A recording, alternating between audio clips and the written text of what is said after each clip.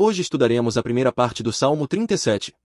O texto de hoje nos diz que nós, o povo de Deus, não devemos nos indignar nem ter inveja dos malfeitores, mas sim confiar no Senhor. Então, o que a palavra nos diz? Hoje compreenderemos isso e compartilharemos da graça de Deus. Primeiramente, o texto de hoje nos diz que nós, o povo de Deus, não devemos nos indignar nem ter inveja dos malfeitores, mas sim confiar no Senhor. Nos versículos 1 e 2 do Salmo 37 do texto de hoje, está escrito: não te indignes por causa dos malfeitores, nem tenhas inveja dos que praticam a iniquidade. Pois em breve serão ceifados como a erva, e murcharão como a erva verde. Não te indignes por causa dos malfeitores, nem tenhas inveja dos que praticam a iniquidade. Pois em breve serão ceifados como a erva, e murcharão como a erva verde. Este Salmo 37 é um poema acróstico, ou seja, um salmo alfabético, onde basicamente a cada 2 versículos, a primeira palavra começa de acordo com a ordem do alfabeto hebraico. Por exemplo, se fosse em inglês, começaria com ABCD, a cada 2 linhas. Como se estivesse compondo um poema seguindo as letras iniciais. De qualquer forma, os malfeitores ou os que praticam a iniquidade daqui se referem às pessoas do mundo que não conhecem a Deus e não creem nele. Além disso, as palavras indignar e ter inveja aqui vão além de um simples resmungo, significam que o coração se inflama de ira, ciúme ou cobiça. Como eles agem? Como vivem as pessoas do mundo que não conhecem e não creem em Deus? Vemos que elas vivem praticando toda a sorte de pecados, seguindo os desejos corrompidos e decaídos da carne. Isto é, como não conhecem a Deus e são totalmente indiferentes a Ele, quando chega o dia do Senhor, em vez de servir e adorar a Deus, preferem viajar para montanhas, praias ou locais de lazer, seguindo as paixões e os prazeres carnais, e mesmo nos dias de semana, à noite, frequentam bares e casas de entretenimento para se divertirem ao máximo. Vemos também que, na vida cotidiana, eles dão vazão à ira conforme a sua natureza corrompida e decaída, odeiam, disputam, não cedem em nada e vivem buscando apenas a sua própria cobiça, satisfação e benefício. E como vivem apenas para a cobiça e as paixões corrompidas e decaídas, às vezes os vemos alcançar grande poder, ganhar muito dinheiro, andar em carros de luxo, vestir roupas finas e comer do bom e do melhor. Por causa disso, alguns do povo de Deus, cuja fé ainda não amadureceu, ao verem essa situação deles, podem porventura sentir inveja ou começar a se queixar. Vemos alguns invejando secretamente e reclamando, dizendo: puxa! Eles pecam à vontade, desfrutam das paixões e prazeres carnais e vivem tão bem, comendo do melhor, mas e eu? O que estou fazendo da minha vida? No entanto, Deus diz ao seu povo que não deve ter inveja nem se queixar diante desse cenário deles. Por que é assim? Pois em breve serão ceifados como a erva, e murcharão como a erva verde. No início desta frase, no original, usa-se a conjunção hebraica que, porque, explicando a razão pela qual nós, o povo de Deus, não devemos ter inveja ou nos indignar. A razão, segundo a palavra, é que os ímpios serão rapidamente ceifados como a erva e murcharão depressa como a erva verde. O que isso significa?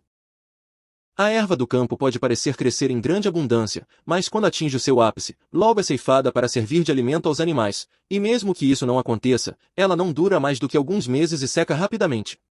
Isto significa que a vida e o destino dos ímpios são exatamente iguais a isso. A nossa existência nesta terra é demasiadamente curta e breve. E após esta vida curta na terra, depois da morte, o julgamento de Deus os aguarda. Portanto, todos os incrédulos enfrentarão o julgamento de Deus e serão lançados no lago de fogo eterno do inferno. Sendo assim, o povo de Deus não tem absolutamente nada de que invejar os incrédulos, nem a necessidade de se indignar por causa disso. Não é verdade? Por mais que eles acumulem muito dinheiro nesta terra, desfrutem de grande poder, andem em carros de luxo morando em casas excelentes, comam bem e vivam na opulência, e por mais que vivam saciando as paixões e prazeres da carne, como isso poderia ser chamado de bênção? Porque a vida nesta terra é extremamente curta e passa num sopro, como o vento. E depois disso aguarda-os o julgamento divino e, quando isso acontecer, eles cairão no lago de fogo eterno do inferno, onde passarão a eternidade em terrível agonia, sofrimento e lamento. Portanto, por mais que acumulem riquezas, desfrutem de prazeres e vivam com muito poder e popularidade nesta terra, como isso poderia ser considerado uma bênção? Isso não é uma bênção, é antes uma maldição. Viver sem conhecer a Deus é uma maldição. Por isso, nós, o povo de Deus, não precisamos ter a menor inveja desses pecadores, nem há motivo algum para nos indignarmos por causa deles. Então, como nós, o povo de Deus, devemos viver nesta terra? No versículo 3 do Salmo 37 do texto de hoje, está escrito: confia no Senhor e faze o bem, habita na terra e alimenta-te da verdade. Confia no Senhor e faze o bem, habita na terra e alimenta-te da verdade. Nesta frase encontramos 4 verbos, e todos eles estão no modo imperativo. Aqui, confia tem o significado de crer, depositar fé, depender. Ou seja, o povo de Deus deve viver crendo, dependendo e confiando no Senhor. Crendo que Deus existe, crendo no seu governo e na sua soberania. Em outras palavras, não devemos viver confiando e dependendo das coisas visíveis desta terra, que são passageiras e corruptíveis, mas sim tomar como nosso Deus aquele que governa e reina sobre este mundo e todo o universo segundo a sua vontade, e viver crendo, dependendo e confiando nele. Além disso, faze o bem aqui não significa apenas viver de forma moralmente correta, mas sim viver em santo temor a Deus, obedecendo a sua palavra. Significa que o povo de Deus não deve viver para os seus próprios desejos e cobiças corrompidos e decaídos, como fazem as pessoas do mundo, mas sim colocar todos os seus valores, objetivos e anseios no Senhor. Aqui, a palavra habita tem o sentido de residir temporariamente, permanecer por um pouco, indicando uma estada passageira. Portanto, habita na terra ordena que o povo de Deus viva nesta terra como peregrino.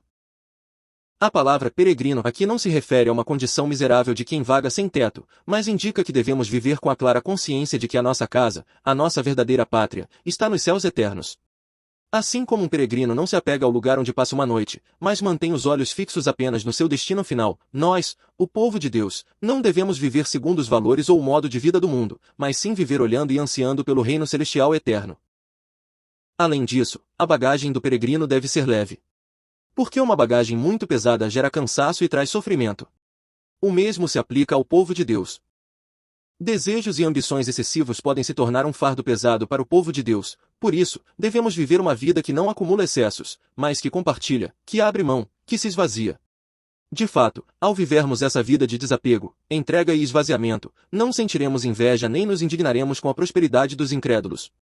Aqui, a expressão da verdade, sua fidelidade, aponta para a verdade, que é a palavra de Deus. Ou seja, ordena-se ao povo de Deus que faça da palavra de Deus o seu alimento. Enquanto peregrinar nesta terra, o povo de Deus não deve seguir os costumes vãos, os valores ou os estilos de vida do mundo, mas sim nutrir a sua alma unicamente com a palavra de Deus. Em vez de seguir as tendências e os conceitos do mundo indagando o que comeremos, o que beberemos, devemos nos alimentar continuamente da palavra de Deus para manter a alma saciada e a certeza da fé.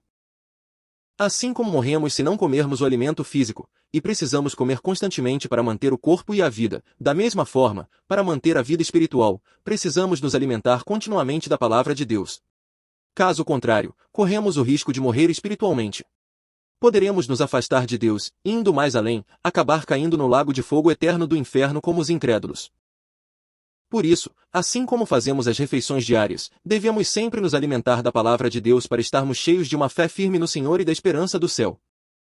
Como mais nós, o povo de Deus, devemos viver nesta terra. Nos versículos 4 a 6 do Salmo 37 do texto de hoje, está escrito: agrada-te do Senhor, e Ele satisfará os desejos do teu coração. Entrega o teu caminho ao Senhor, confia nele, e o mais Ele fará. Fará sobressair a tua justiça como a luz e o teu direito como o sol do meio-dia. Agrada-te do Senhor, e Ele satisfará os desejos do teu coração. E Ele satisfará os desejos do teu coração. Aqui, agrada-te significa deleitar-se, alegrar-se, sentir prazer. Como agem as pessoas do mundo?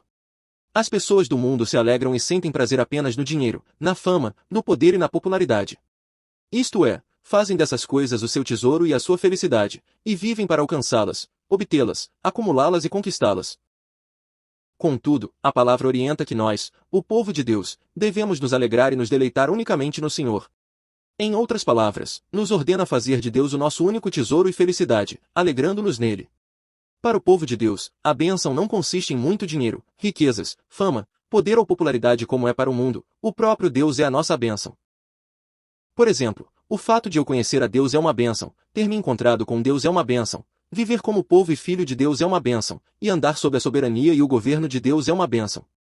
Viver debaixo do amor, da direção, do cuidado, da proteção e das respostas de Deus também é uma bênção. Louvar e exaltar a Deus nesta terra é uma bênção. Desfrutar de comunhão com Ele é uma bênção e, depois de viver assim, entrar no reino dos céus é a maior das bênçãos. O Rei dos Reis, que governa e reina sobre este mundo e todo o universo segundo a sua soberana vontade, é o meu Deus e o meu Pai. Eu sou seu povo e seu filho. Sendo assim, que bênção maior poderia existir além desta realidade?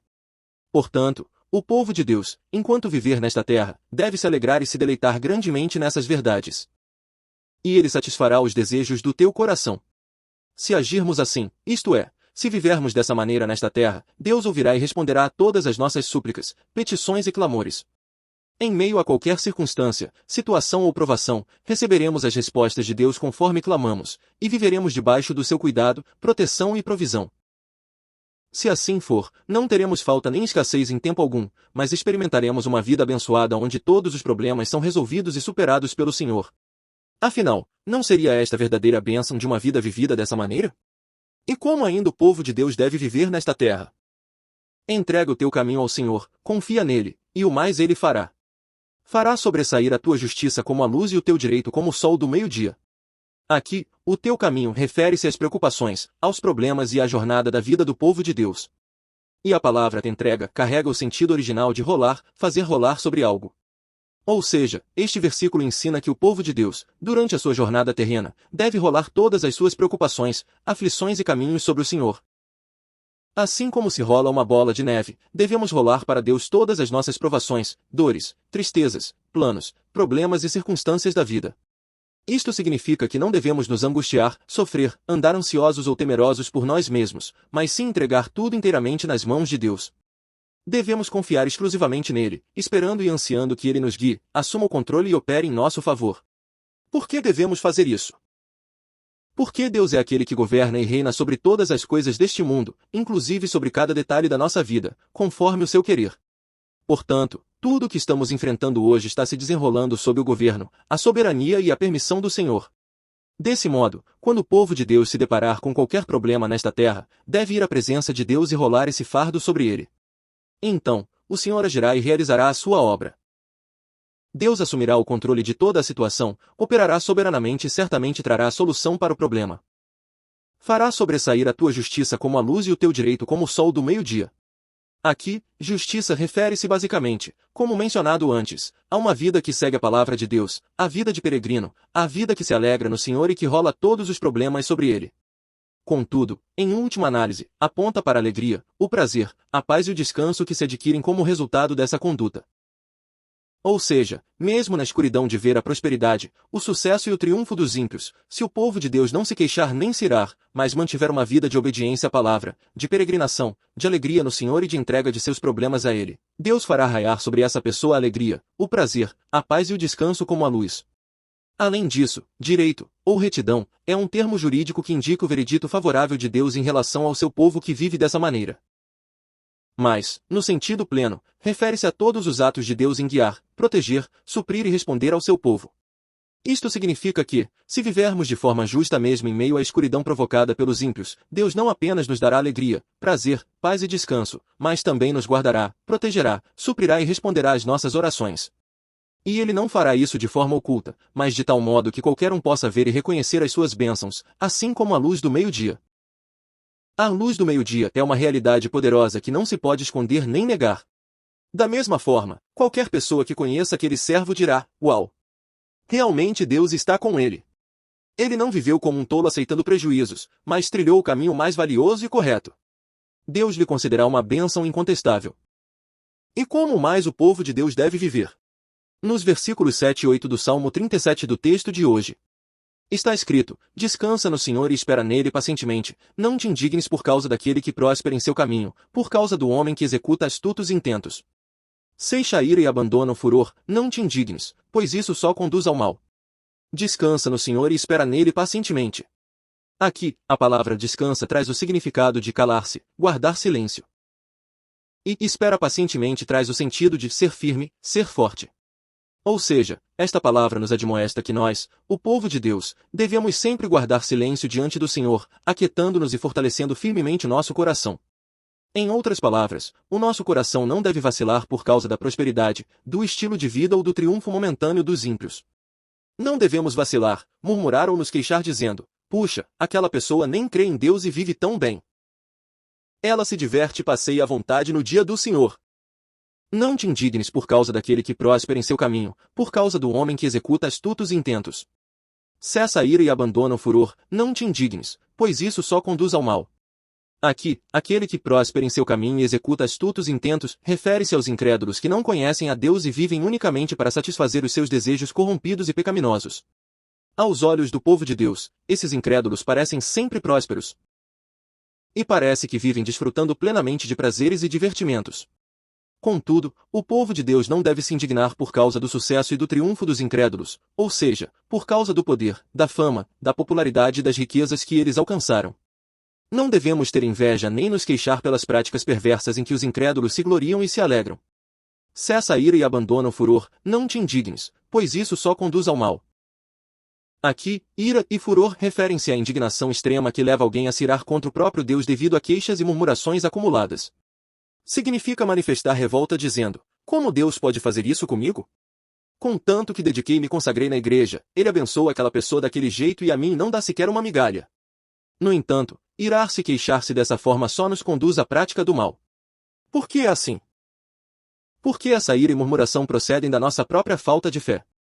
Irar-se e queixar-se dessa maneira equivale a duvidar da existência de Deus, do seu governo, da sua soberania e da realidade do seu julgamento, do céu e do inferno. Se tivéssemos uma fé verdadeira e firme, jamais iríamos vacilar, murmurar ou nos indignar. Portanto, invejar a prosperidade dos ímpios e queixar-se por causa deles é um ato maligno que demonstra desvio da fé e afastamento de Deus. Dito de outra forma, o julgamento do nosso Deus é absolutamente certo. Os ímpios certamente seriam eliminados pelo julgamento divino. Por outro lado, o povo de Deus infalivelmente herdará a terra. Eles prosperarão. Eles receberão a bênção do Senhor. Por que, então, vocês não creem nisso? Por que não creem nesta verdade e manifestam tanta ira e indignação?